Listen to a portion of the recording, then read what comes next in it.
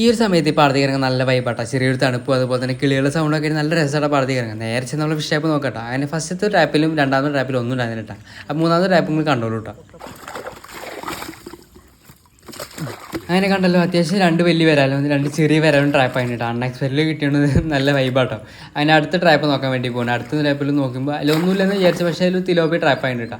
അങ്ങനെ അതിനെടുത്ത് നമ്മൾ അടുത്ത കൂട് നോക്കാൻ വേണ്ടി പോകുന്നത്. അടുത്ത കൂട് ജസ്റ്റ് പൊക്കി നോക്കുമ്പോൾ അതിലൊരു വരാലുണ്ടായിരുന്നല്ലോ, കുഴപ്പമില്ലാത്ത നാടൻ അതിലുണ്ടായിരുന്നു.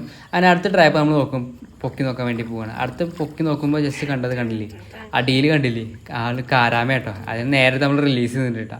അതിന് ലാസ്റ്റ് ഫിഷ് ടാപ്പ് നമ്മൾ നോക്കിയിട്ടാ, അതിലൊന്നും ഉണ്ടായിരുന്നില്ല. അപ്പോൾ ഉള്ള മീനുകൾ വേഗം കയറിയിട്ടാ. അങ്ങനെ കണ്ടല്ലോ, നേരെ ചെന്ന് വീട്ടിലേക്ക് ഒരു ചെമ്പിലേക്ക് മാറ്റി. കണ്ടില്ലേ, ഒരു തിലോപ്പിയും അതുപോലെ തന്നെ രണ്ട് നാടവരകൾ നമുക്ക് കിട്ടിയത്.